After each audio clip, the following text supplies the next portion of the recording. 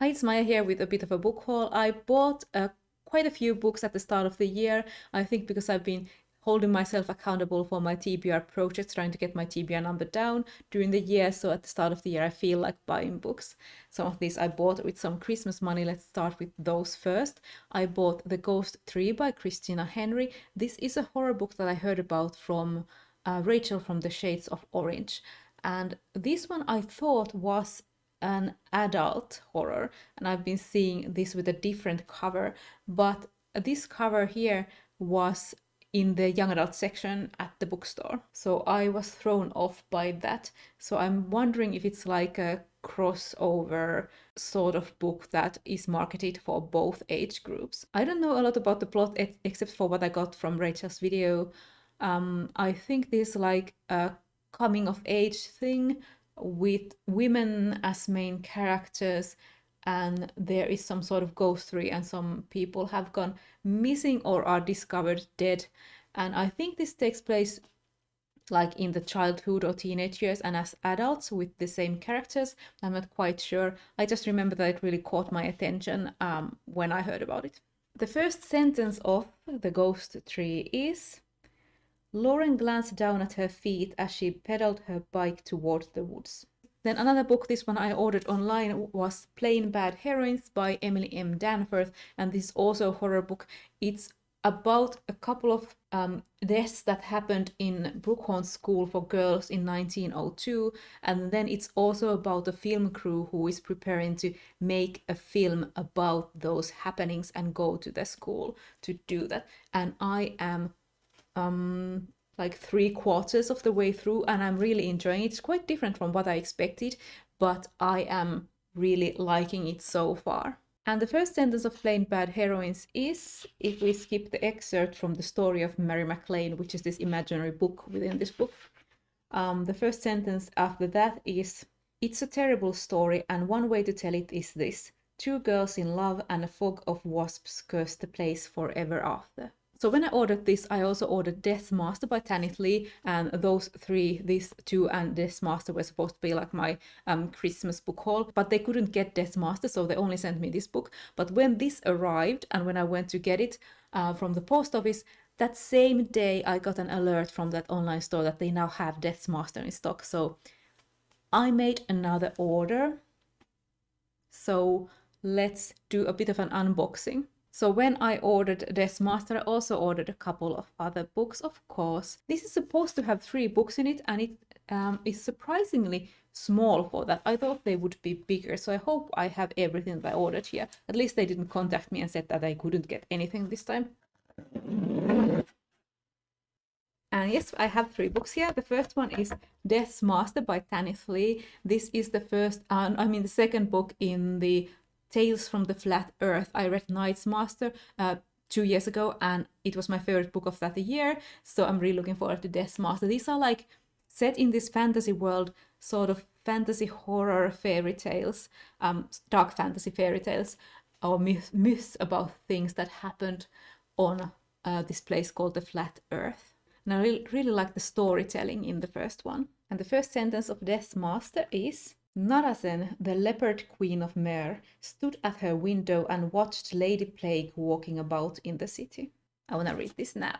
And the second book here is Medusas Daughters, Magic and Monstrosity from Women Writers of the Fin de Siècle by Theodora Goss, or edited by Theodora Goss. So this one I got when someone on Instagram posted about an edition of Carmilla in this same set, which was, I think, annotated by Carmen Maria Machado. So that one caught my interest, and someone in those comments mentioned this book. And this one really was the one that I wanted to get, at least at first. I think I might get that Carmilla as well. But this one is, let's read from this. With Medusa's Daughters, brilliant scholar, poet, and storyteller Dr. Theodora Goss has gathered a collection of strengths.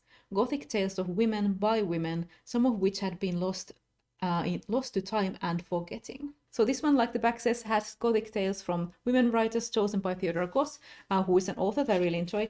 And if I'm not completely mistaken, there might be some annotations No, it seems to be just stories that Goss has chosen and an introduction by her. Anyway, looking forward to this. And I really should look more into the Carmilla one to see if the Carmen Maria Machado's part is just the introduction or if it is annotated. But this is really pretty. It has French flaps and everything.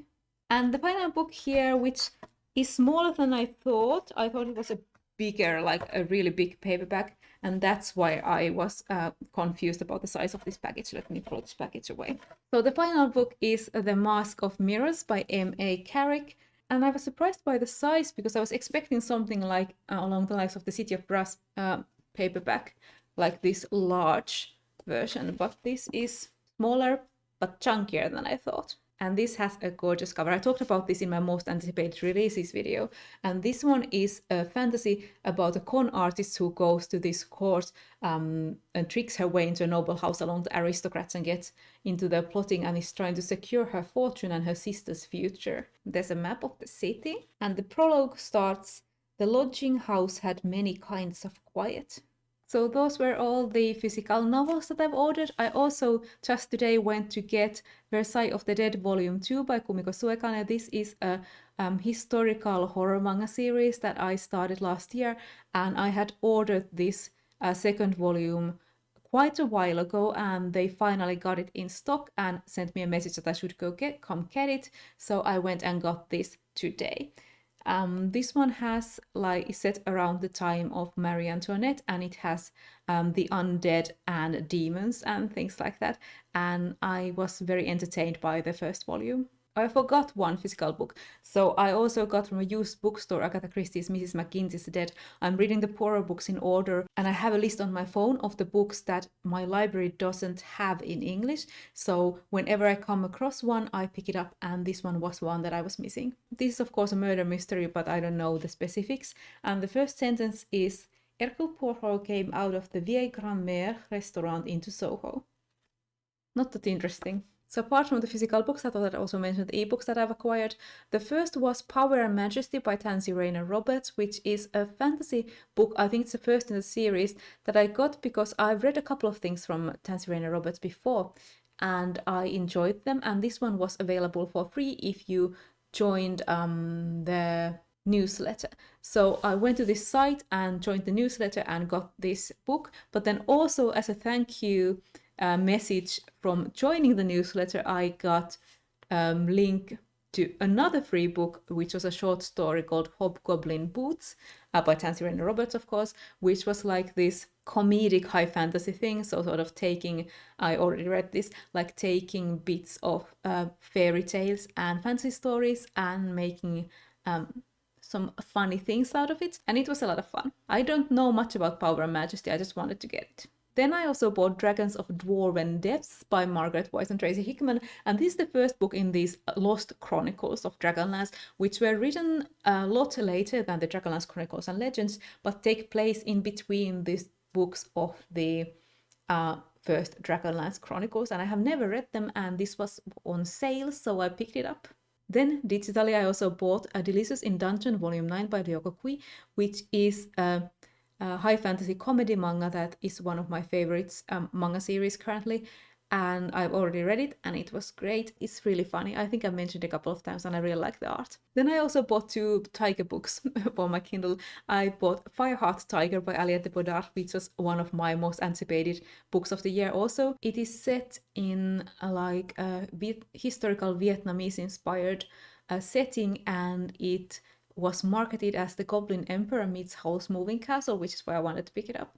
And the other tiger book that I picked up was When the Tiger Came Down the Mountain by Nghi, and this is the second book in the series that started with The Empress of Sultan Fortune, which I really enjoyed.